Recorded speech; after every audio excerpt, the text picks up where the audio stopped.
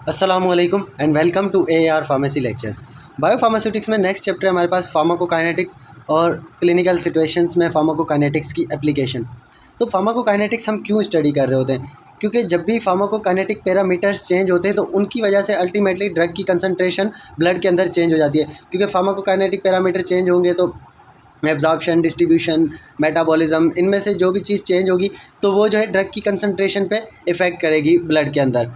Types of pharmacokinetic अगर हम देखें तो सबसे पहले हमारे पास है रीजनल फार्माकोकाइनेटिक। रीजनल फार्माकोकाइनेटिक का मतलब क्या है कि स्पेसिफिक रीजन, जैसे अब कोई स्पेसिफिक ऑर्गन है, कोई स्पेसिफिक टिश्यू है या सेगमेंट है बॉडी का, उसकी जो है हम अगर काइनेटिक देखें तो वो हो जाती है रीजनल फार्माकोकाइनेटिक। जैसे एब्जॉर्प्शन है स्टमक से, एब्जॉर्प्शन फ्रॉम इंटेस्टाइन, डिस्ट्रीब्यूशन सिर्फ ब्रेन की तरफ हो या मेटाबॉलिज्म सिर्फ लिवर में हो, मेटाबॉलिज्म जीआई से हो, तो ये जो स्पेसिफिक ऑर्गन की जो है या स्पेसिफिक रीजन की हमारे पास फार्माकोकाइनेटिक होती है, उसे हम रीजनल कहते हैं। दूसरा होता है पॉपुलेशन फार्माकोकाइनेटिक। पॉपुलेशन का मकसद क्या कि अब जैसे एक हमारे पास रेट है, एक रैबिट है, एक जो है हमारे पास डॉग है, ह्यूमन है, तो सबकी जो है पॉपुलेशन अलग अलग हो गई और सबकी अब फार्माकोकाइनेटिक डिफरेंट होगी। ठीक है, जैसे एग्जांपल हमारे पास प्रोटीन बाइंडिंग अगर हम देखें चूहे के अंदर, वो इंसानों के मुकाबले में कम होती है। उसके अलावा ह्यूमंस में भी मुख्तलिफ पॉपुलेशन होती हैं। पीडियाट्रिक पेशेंट होते हैं बच्चे, फिर जो है एडल्ट्स, और फिर जो है जीरियाट्रिक हमारे पास ओल्ड एज पेशेंट। तो उनमें भी जो है फार्माकोकाइनेटिक्स अलग अलग होती है। बच्चों की फार्माकोकाइनेटिक्स चेंज होगी एज़ कम्पेयर टू एडल्ट्स के, और एडल्ट्स की चेंज होगी as compare to geriatric population जो हमारे पास ओल्ड एज पेशेंट है। थर्ड है हमारे पास लीनियर फार्माकोकाइनेटिक। लीनियर फार्माकोकाइनेटिक का मकसद क्या है कि डोज इंडिपेंडेंट फार्माकोकाइनेटिक, मतलब कि डोज अगर हम चेंज करें तो उसका फार्माकोकाइनेटिक पे कोई जो है असर ना पड़े, इसे हम कहते हैं लीनियर फार्माकोकाइनेटिक। मींस डोज की वेरिएशन फार्माकोकाइनेटिक पे कोई इफ़ेक्ट ना डाले। ठीक है, ऐसी ड्रग जो फर्स्ट ऑर्डर काइनेटिक को फॉलो करती हैं वो लीनियर फार्माकोकाइनेटिक्स के थ्रू जारी होती हैं। फोर्थ हमारे पास है non linear pharmacokinetic. Non linear pharmacokinetic का मकसद क्या है कि फार्माकोकाइनेटिक जो है ना वो डोज डिपेंडेंट होगी। मींस अगर डोज हम चेंज कर रहे हैं, डोज में वेरिएशन आ रही है, तो उसकी वजह से फार्माकोकाइनेटिक पैरामीटर्स भी चेंज हो रहे हैं। नेक्स्ट टॉपिक है हमारे पास इंडिविजुअलाइजेशन ऑफ डोजेज। मींस हर पेशेंट के अकॉर्डिंग हम डोजेज रेजिमेन इंडिविजुअलाइज करते हैं। डोजेज रेजिमेन जो है हर पेशेंट के लिए डिफरेंट करनी है हमने। स्ट्रिक्टली रेगुलेटेड जो स्कीम होती है ना, उसे हम कहते हैं डोजेज रेजिमेन। मतलब डाइट, एक्सरसाइज, हर चीज़ को हम मद्देनज़र रखते हुए एक जो है प्लान बनाते हैं। डाइट क्या हो गया कि जो है ना ऐसी डाइट उसके लिए हम डिज़ाइन करेंगे उससे मैक्सिमम बेनिफिट्स पेशेंट को मिल सकें। एक्सरसाइज का ऐसा शेड्यूल बनाए कि उससे बेनिफिट मिले साथ साथ। तो ये जो है एक स्ट्रिक्टली रेगुलेटेड स्कीम बनाई जाती है। ठीक है, ड्रग जो लार्ज मार्जिन ऑफ सेफ्टी रखते हैं, मीन जिनका थेरापेटिक विंडो ज़्यादा होता है या थेरापेटिक इंडेक्स ज़्यादा होता है, वाइड होता है, तो वो होती है लार्ज मार्जिन ऑफ सेफ्टी। जबकि जिनका नैरो थेरापेटिक इंडेक्स होता है उनमें मार्जिन ऑफ सेफ्टी बहुत कम होता है। ठीक है, जिनका मतलब थेरापेटिक इंडेक्स कम होगा उनमें मार्जिन ऑफ सेफ्टी हमारे पास कम होता है। अब ये एग्जांपल अगर डायग्राम में देखें, नैरो थेरापेटिक में अब 1 माइक से 2 माइक के बीच में उसमें थेरापेटिक विंडो है, जबकि दूसरी में हमारे पास 10 माइक से लेकर 1000 माइक तक।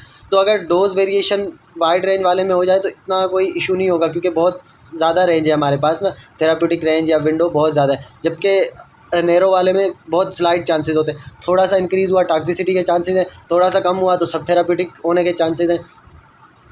तो इसीलिए जो वाइड थेरापेटिक इंडेक्स वाले ना, या मतलब जिनमें मार्जिन ऑफ सेफ्टी ज़्यादा है, तो उनमें इंडिविजुअलाइजेशन की हमें इतनी ज़्यादा ज़रूरत नहीं पड़ती। ठीक है, फार्माकोकाइनेटिक्स के अकॉर्डिंगली ड्रग डोजेज जो है डिज़ाइन कर दी जाती है। OTC मेडिसन खासतौर पे जो ओवर द काउंटर ड्रग्स होती है उनमें मार्जिन ऑफ सेफ्टी बहुत ज़्यादा होता है। ठीक है, इन्हें हम जो है ग्रास भी कहते हैं, मतलब जनरली रिकॉग्नाइज्ड एज सेफ़। जो OTC मेडिसन होती है ना वो generally as a safe medicine recognise की जाती है, इसीलिए इन्हें ग्रास भी कहा जाता है। जबकि नैरो थेराप्यूटिक इंडेक्स वाली जो ड्रग होंगी उनमें हमें जो है इंडिविजुअलाइजेशन ज़रूर करानी पड़ेगी डोजेज रेजिमेन की या थेरापी की, क्योंकि थोड़ी सी भी अगर चेंज हुई फार्माकोकाइनेटिक्स में तो उसकी वजह से ड्रग की कंसंट्रेशन चेंज होगी, और ड्रग की कंसंट्रेशन चेंज होगी तो अल्टीमेटली या तो जो है टॉक्सिक इफेक्ट आएगा अगर बढ़ गई, अगर उस रेंज से कम हो गई तो सब थेराप्यूटिक इफेक्ट आएगा। तो इसीलिए उसमें जो है हमारे पास इंडिविजुअलाइजेशन बहुत ज़रूरी है। हमारे पास एज़मा की कुछ ड्रग्स जो है वो नैरो थेराप्यूटिक इंडेक्स वाली होती हैं, और हमारे पास एक पूरी लिस्ट दी हुई है मुख्तलिफ़ ड्रग्स जिनकी थेराप्यूटिक इंडेक्स बहुत जो है नैरो होती है। थेराप्यूटिक ड्रग मॉनिटरिंग का मकसद ही अब समझ में आएगा वर्ड से कि हमें जो है ना देखना है, थेरापी को मॉनिटर करना है कि ड्रग जो है किस तरह इफ़ेक्ट प्रोड्यूस कर रही है, उसकी क्या कंसंट्रेशन वगैरह, ठीक है। ड्रग की कंसंट्रेशन की हम अप्रॉक्सीमेशन लगाते हैं ब्लड के अंदर कि कितनी जो है ड्रग अप्रॉक्सीमेटली अभी है और वो सेफ़ और एफिकेशियस भी है या नहीं, सेफ़ होने के साथ साथ एफिकेशियस भी हो। अब मुख्तलिफ ड्रग्स जो हमारे पास नैरोथेराप्यूटिक इंडेक्स वाली हैं, लाइक डाइजॉक्सिन 1 to 2 नैनोग्राम पर ml, इसकी रेंज हमारे पास होती है। लाइडोकेन की ब्लड में रेंज रिक्वायर्ड होती है 1 to 5 माइक पर ml। जेंटामाइसिन की 5 to 10 माइक पर ml, ये हमारे पास रेंज रिक्वायर्ड होती है थेराप्यूटिक इफेक्ट प्रोड्यूस करने के लिए। इसी तरह टोब्रामाइसिन है, उसकी भी 5 to 10 माइक पर ml। थियोफाइलिन की हमें रिक्वायर्ड होती है 10 से 20 माइक पर ml। एमिकासिन 20 से 30 माइक पर ml और वैंकोमाइसिन की 20 से 40 माइक पर ml रिक्वायर्ड होती है। कभी कभार ऐसा भी होता है कि हमारे पास, वैसे थियोफाइलिन की हमने कहा कि रेंज है 10 to 20, कभी कभार ऐसा होता है कि 8 माइक 7 माइक पे है, वहाँ पे भी वो अपना जो है इफ़ेक्ट शो कर दे। मतलब अब रेंज के अंदर नहीं आ रहा, रेंज से कम है, 7 पर है, 8 पर है, मगर वहाँ पे भी ड्रग जो है अपना इफ़ेक्ट शो कर सकती है। मुख्तलिफ जो है क्लिनिकल कंडीशन की वजह से हो सकता है, माइट भी किसी डिजीज़ कंडीशन की वजह से, या फार्माकोकाइनेटिक पैरामीटर्स उसके चेंज हो गए हैं उसकी वजह से। कुछ कंडीशन में ऐसा भी हो सकता है कि अब 20 हमने कहा था कि उसका मैक्सिमम है रेंज, हो सकता है वो 16, 17, 18 के बाद से ही जो है टॉक्सिसिटी शो करना शुरू कर दे थियोफाइलिन, ठीक है। अभी हमारे पास for example blood range 17 mic पर ml है और उसी पे उसने जो है टॉक्सिसिटी शो कर दी, तो ये भी मुख्तलिफ क्लिनिकल सिचुएशन की वजह से या कंडीशंस की वजह से हो सकता है कि हमारे पास ड्रग जो है अपनी रेंज से पहले ही टॉक्सिसिटी शो करना शुरू कर दे। अब ऐसा क्यों होता है कि ड्रग जो है ना क्यों जो है अपना इफ़ेक्ट शो कर देता है मिनिमम इफ़ेक्टिव कंसंट्रेशन से ही नीचे, या कभी कभार ऐसा क्यों होता है कि ड्रग अपनी टॉक्सिसिटी शो कर देता है जो हमारे पास maximum toxic concentration, minimum toxic concentration होती है, उससे पहले ही मतलब हमारे पास ड्रग क्यों टॉक्सिसिटी शो कर रहा है। जो हमने अब थियोफाइलिन की बात की थी, वो 20 से पहले ही क्यों टॉक्सिसिटी शो कर रहा है या 10 से पहले ही क्यों अपना इफ़ेक्ट शो कर रहा है। अब उसमें मुख्तलिफ फैक्टर्स इन्वॉल्व हो सकते हैं। मेन चीज़ क्या हो गई कि फार्माकोकाइनेटिक पैरामीटर चेंज हो सकते हैं, उनकी वजह से हो सकता है। फार्माकोकाइनेटिक पैरामीटर्स कैसे, एज फैक्टर इन्वॉल्व होता है, एज की वजह से हो सकता है, पेशेंट वेट की वजह से हो सकता है, ठीक है। उसके अलावा पैथोफिजियोलॉजी मतलब कोई ऐसी कंडीशन है, न्यूट्रिशनल स्टेटस की वजह से हो सकता है, ड्रग इंटरेक्शन, कोई ऐसी ड्रग साथ ले ली उसकी वजह से हो सकता है, रिसेप्टर की सेंसिटिविटी की वजह से भी हो सकता है क्योंकि रिसेप्टर डाउन रेगुलेशन हो जाती है या रिसेप्टर जो है ज़्यादा इफ़ेक्ट शो करने लगता है, तो मुख्तलिफ ये फैक्टर हो गए। जेनेटिकली भी हो सकता है, ठीक है, पेशेंट को जो है जेनेटिकली वो मसला आ रहा हो। तो अब ये मुख्तलिफ कंडीशन है जिनकी वजह से फार्माकोकाइनेटिक पैरामीटर चेंज होंगे, और फार्माकोकाइनेटिक पैरामीटर चेंज होंगे तो अल्टीमेटली जो है ड्रग का इफ़ेक्ट चेंज हो जाएगा।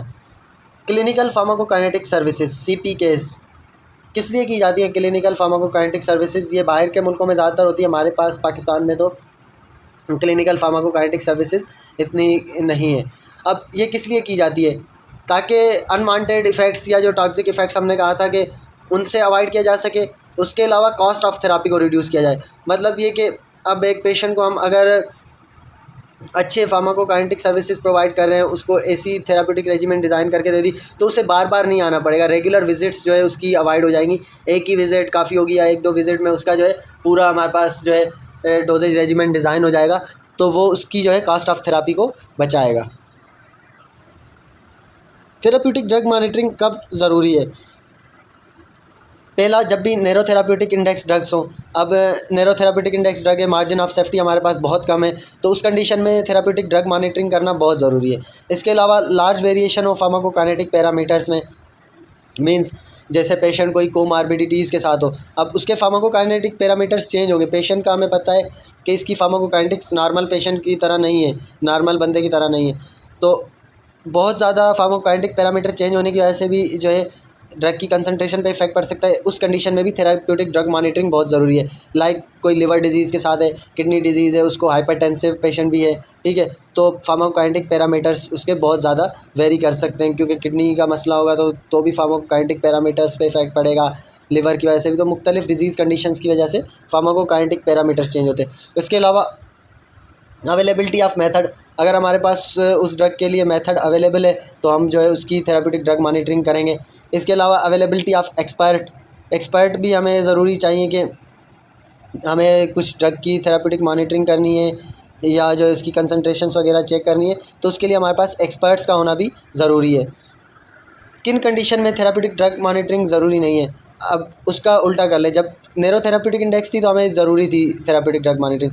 जब लार्ज थेराप्यूटिक इंडेक्स ड्रग्स होंगी तो उनमें थेराप्यूटिक ड्रग मॉनिटरिंग करने की ज़रूरत नहीं है। इसके अलावा अगर हम जो है ना ड्रग का रिस्पांस देख रहे हो या ड्रग का एक्शन देख रहे हो on the basis of pharmacodynamic, अब काइनेटिक्स पैरामीटर हम इन्वॉल्व नहीं कर रहे, डायनामिक पैरामीटर्स की बेसिस पे देख रहे हैं, तो उस कंडीशन में हमें जो है थेराप्यूटिक ड्रग मॉनिटरिंग करने की कोई ज़रूरत नहीं है।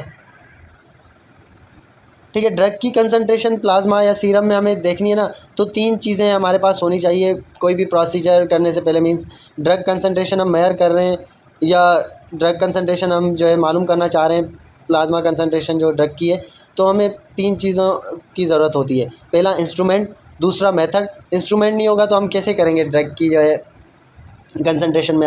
अब इंस्ट्रूमेंट है हमारे पास, मेथड नहीं, हमें पता नहीं है किस तरह जो है ब्लड सैंपल को आगे इवाल्यूएट करना है, मेथड का होना ज़रूरी है। तीसरा एक्सपर्ट हो, एक्सपर्ट ही नहीं है हमारे पास जो वो टेस्ट परफॉर्म कर सके, जो वो प्रोसीजर्स परफॉर्म कर सके, तो हम जो है फर्दर अपनी टेस्ट को कंडक्ट नहीं कर पाएंगे। ड्रग का रिस्पांस जो होता है ना वो 2 चीज़ों पे होता है, एक फार्माकोकाइनेटिक पैरामीटर्स, दूसरा फार्माकोडायनामिक पैरामीटर्स। जैसे अब फीवर की कंडीशन है तो हम एंटीपायरेटिक देते हैं। जब भी एंटीपायरेटिक देने के बाद हम क्या कर रहे होते हैं, उसका टेम्परेचर मॉनिटर कर रहे होते हैं। टेम्परेचर मॉनिटर करते हैं मतलब हम उसकी फार्माकोडायनामिक की बेसिस पे देख रहे होते हैं कि ड्रग का इफेक्ट आया या नहीं। ठीक है, ड्रग का मतलब हमने इफेक्ट इवालुएट किया। फार्माकोडायनामिक पैरामीटर, फार्माकोडायनामिक पैरामीटर क्या, टेम्परेचर कम हो गया मतलब ड्रग ने अपना इफेक्ट दिखा दिया एंटीपायरेटिक। इसके अलावा हाइपरग्लाइसीमिया में जब भी हम इंसुलिन देते हैं, इंसुलिन की एडमिनिस्ट्रेशन के बाद हम क्या कर रहे होते हैं कि उसके जो है ब्लड ग्लूकोज लेवल चेक कर रहे होते हैं। ग्लूकोज लेवल किस लिए चेक कर रहे होते हैं, देखते हैं कि भाई ड्रग ने जो है अपना रिस्पांस दिखाया या नहीं।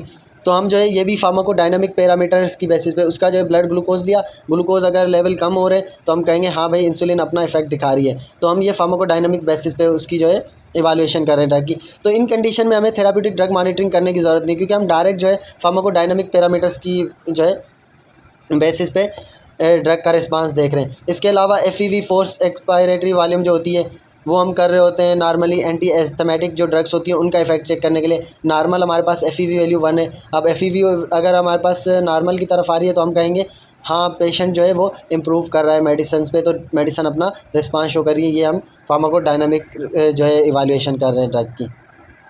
बहुत शुक्रिया वीडियो लेक्चर को देखने का। नेक्स्ट इंशाल्लाह हम functions of therapeutic drug monitoring से कंटिन्यू करेंगे।